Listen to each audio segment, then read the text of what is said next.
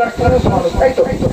আচ্ছা আচ্ছা, কিন্তু না, উনি নিজে থেকেই বলতে চাইছেন এই জগতের সবাই হচ্ছে আমরা নারী, একমাত্র পুরুষ হচ্ছে ভগবান। এই জন্য আমি এই ভজনটা বিস্তারিত ভাবে বলতে গেলে অনেক সময় লাগবে। কত কিভাবে উনি চাইতেছেন ভগবানকে। আমি যদি অভিজ্ঞ হতাম ভগবানের চরণে মস্তকে ধরাতো, সেটা উনি ঘেমে চরণে বলব, তাই না? চন্দন হইতাম আর বহু কিছু বলছেন, তাই তো? তাহলে আমরা প্রত্যেকে অ্যাকচুয়ালি জগৎ স্বামী শ্রীকৃষ্ণের দাস এবং প্রত্যেকেই আমরা নারী। আমি পুরুষ ও নারী, এটা হচ্ছে আমাদের এই জাগতিক অর্থ বিচার। আমি ওর স্বামী, ও ওর স্বামী, তাই না? অ্যাকচুয়ালি আমাদের স্বামী হচ্ছে জগৎপতি শ্রীকৃষ্ণ। আপনারা জানেন, তবু একটু আজকে অক্ষয় গীতা তো এই বাড়ির যিনি কর্তা, তিনি আমাদেরকে এখানে সবাইকে ডেকেছেন, সবাই আমরা মিলিত হয়েছি আজকে অক্ষয় তৃতীয়া। সেজন্য প্রভু খানিক্ষণ আগে বলছিলেন অক্ষয় তৃতীয়া সম্বন্ধে। আজকের অক্ষয় তৃতীয়া শুরু ওই এ নয়, অনেক কিছু। আজকের দিনে পুরী জগন্নাথ ধাম জানেন, ওখানে রথযাত্রা হয় না? আজকের দিনে রথ শুরু, মানে রথ তৈরির কাজ শুরু, কার থেকে রথ, ওইটা আজকের দিনে শেষ। রথ চলা শুরু নয়, রথ তৈরি শুরু।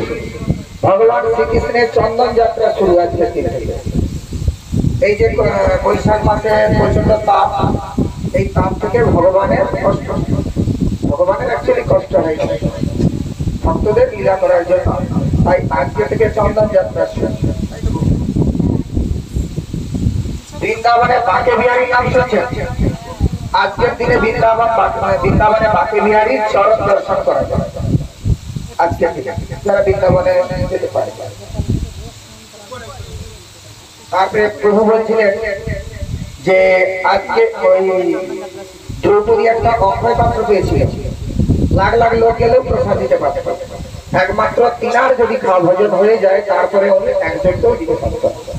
ওইটা সূর্য প্রদত্ত, মানে সূর্যদেব ওনাকে দিয়েছিলেন, আজকের দিনেই দিয়েছিলেন। আজকের মহত্বটা কথা বুঝতে পারছেন? যদি আজকে বিকেলও হয়ে যায় প্রসাদ পেতে, আজকের দিনের মহত্ব পাবেন। যেখানেই আজকে হরিকথা শুনবেন শুনবেন। আমরা এই কলিযুগ কলহের যুগ, এখানে শুধু কলহই হয়, ঠিক আছে? তো এই কলহ থেকে আমাদের একমাত্র উদ্ধার পাবার রাস্তা হচ্ছে হরিনাম সংকীর্তন। মহাপ্রভু বলে গেছে 32 অক্ষর 16 নাম, এতেই আমাদের উদ্ধার। পূজা আর্চনা হয় ঠিকই, এতে তেমন কিছু নয়, ঠিক আছে? মহাপ্রভু কত সুন্দর ব্যবস্থা করে গেছে, কিছু লাগবে। আপনি হরে কৃষ্ণ কৃষ্ণ কৃষ্ণ হরে হরে, হরে রাম রাম রাম হরে হরে মহামন্ত্র করুন, করলেই এই যুগ থেকে জানতে পারবো আমরা, তাই না? তারপরে মহর্ষি ব্যাসদেব আজকের দিনেই মহাভারত রচনা শুরু করেছিলেন।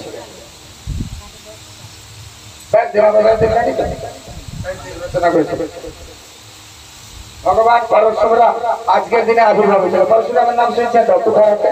পরশুরামের কোথায় বলে না, ওনার আবির্ভাব কিন্তু আজকের দিনেই হয়েছিল। ব্রহ্মার সৃষ্টি রচনা আজকের দিন থেকেই শেষ। সৃষ্টিকর্তা ব্রহ্মা হলেন প্রজাপতি ব্রহ্মা, তিনি আজকে থেকেই সৃষ্টি কার্য শুরু করেছেন, মানে অক্ষয় তৃতীয়া।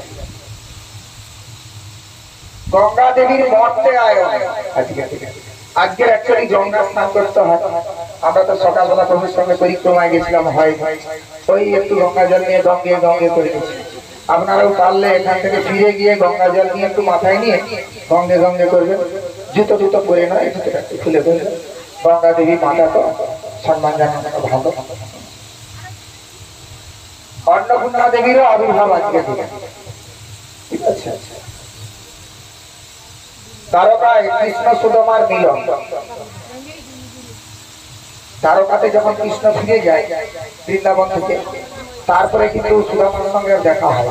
সুদামা তো গরিব, তো ওনার বাড়ির তো আর্থিক অবস্থা খারাপ, আমরা শুনেছেন।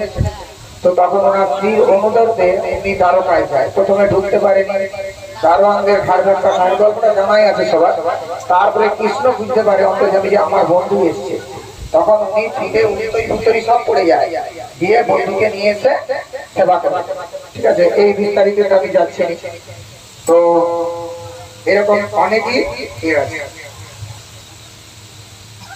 এবং জবের উৎপত্তি, জব জানেন তো গমেরই মতো একটা বস্তু, রুটি ফুটি হয়, আমাদের এদিকে হয়নি, ওরা শীত প্রধান দেশে সচরাচর বসে বসে বসে। হ্যাঁ, কুবেরের ধন ভর্তি, ওই জন্য আজকে দেখবেন অনেকে স্বর্ণ স্বর্ণ করতে যায়, অনেকে আজকে অকেজি দেয় সোনাদানা কি। ঠিক আছে, আর আমরা যেহেতু ইস্কন ভক্ত, আজকের দিনে আমাদের শিল প্রভুপাদ বৃন্দাবনে মন্দির স্থাপিত। আরো অনেক মহত্ব আছে, যদি সময় থাকে তবু পরে বলবেন।